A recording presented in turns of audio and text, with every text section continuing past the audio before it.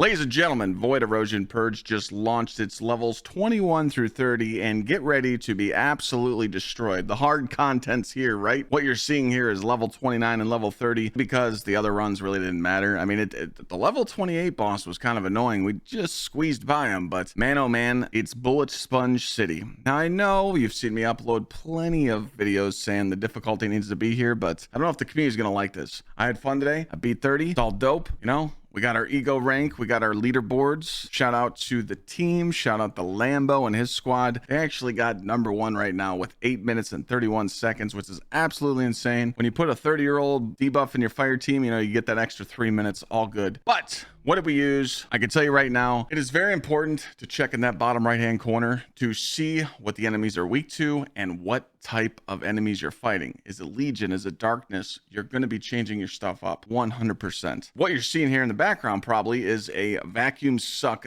build by the Lepic. That is just insane. Now, I kind of felt like we were cheesing it, but hey, if you want to use it, it's dope. You literally just have that Lepic, spam those grenades, suck everything together, and then the VSs or the Enzos can shotgun, and you know, skill abilities are huge here. I do have this build pulled up. These are the mods that you're going to be running for that Lepic build if you want to just spam all those grenades. Now, again, we do have a Luna in the fire team that's giving Lepic a boost to MP so they can keep up their cooldowns. So again, this is just something you could try. And then this was the components for the build, the external components. And then there's actually some notes for it. Cooldown duration on the reactor. And then these are the stats you should be looking for. Cooldown and duration of the nade should match these stats. And then he put down here at the bottom, should definitely slot power unit change when you get the slots. So again, this is just totally up to you. I think he was talking about the mods. So on my Viesa, I was just rocking Clairvoyance, and Smithereens is definitely important. These are the mods that I was running. Nothing crazy. I just put on Spear and Shield of my previous build. On my reactor, I have skill critical hit damage and skill chill boost. Obviously Slayer set, nothing really crazy. And then when you go into inversions, you know, the enemies are weak to chill, you run chill rounds, and then you're going to run these two seasonal. So that's just up to you. So yeah, I'm saying this kind of quick just because I'm trying to get through this. We got the Lepic, we got the Viesa. Now let's probably show you the most busted build in the whole experience I had today. This Shield Enzo build. This was absolutely nuts. At the end of a 29 and the end of a 30 run, I had over 2 billion damage, and you're just dropping ammo crates on the ground for your teammates, and you're just pretty much shooting Smithereens the whole run.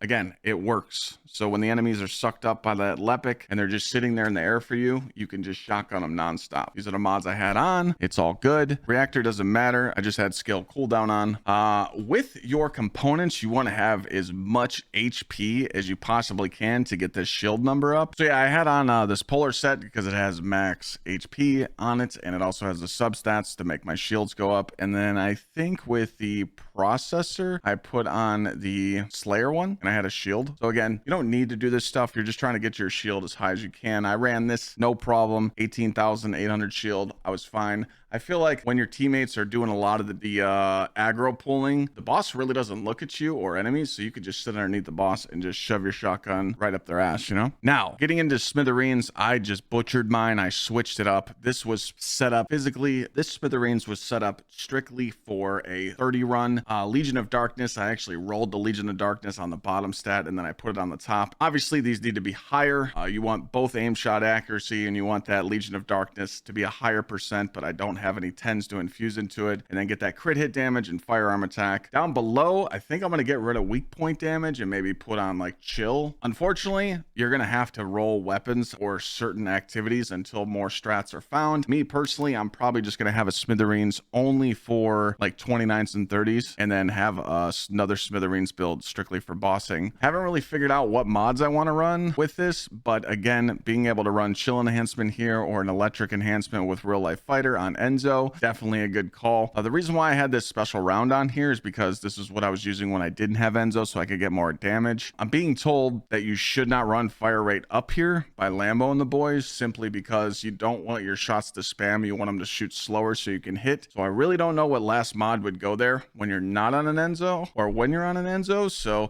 again, more stuff will be another video down the road, like updated builds and how to clear a 30 and no problem. So yeah, I mean, I just want wanted to share the knowledge of what I was using. Hopefully you guys can use this and understand that this is the first time in First Descendant that they've really hit us with a skill check. But again, I don't think a bullet sponge is skill check. I think you're safe to solo 26 to 27 on your Ines Reyes builds or bunnies, whatever. You know, I'm sure you can run a lot of builds that can get you to solo 26, 27, no problem. And then your main point here is to just, you want to farm as many low cores as you can, because now you can just, with this new feature that they just added, you can just trade up. So yeah, with their new feature, you could simply just come here and take your lower ones and craft 10s like you see right here. So just for purposes, let's try and craft 2 10s right here.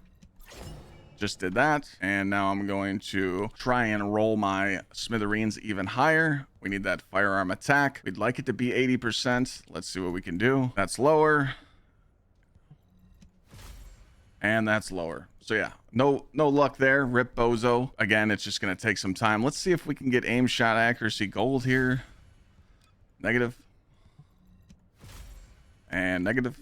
So yeah, you get the point. But if you really want to push yourself to those higher levels, you're going to need to pretty much have people to play with. I don't know if it's going to stay like this. Again, I think they're going to nerf it, or maybe they'll just tell people to play the lower stuff. I just don't like bullet sponge. But again, I did enjoy my experience of just playing through it. Obviously, I played with a stacked team. I played with the homies. You know, they had kitted builds and, you know, they knew the strats. But again, it's day one. You're supposed to fail. I guess, you know, you're supposed to take your time, but it's good. It's good for the game. It's just, I think the player base is going to think about, is it really worth to play it? Is it really worth me stomping my head against the wall just trying to get a few pieces? And me, I think no. I think you should just sit in that 26, 27 spot and just consistently farm it, fast speeds at no problem, and just trade up and get those higher cores. Then once you get your stuff all juiced out, maybe give the higher ones a shot. But you know, right now, I just don't think you need to worry about that. Hopefully me just showing you some footage here and talking about what I was using is going to help you. And I just want to give my honest opinion. Good job the Nexon for juicing this up. I can't even imagine what level 31 to 50 is going to be. It's going to be nearly impossible. Hopefully they add some mechanics, though. I really don't want to deal with all these bullet sponges each level. But I guess we'll see what happens. Thanks for watching. See you guys next time.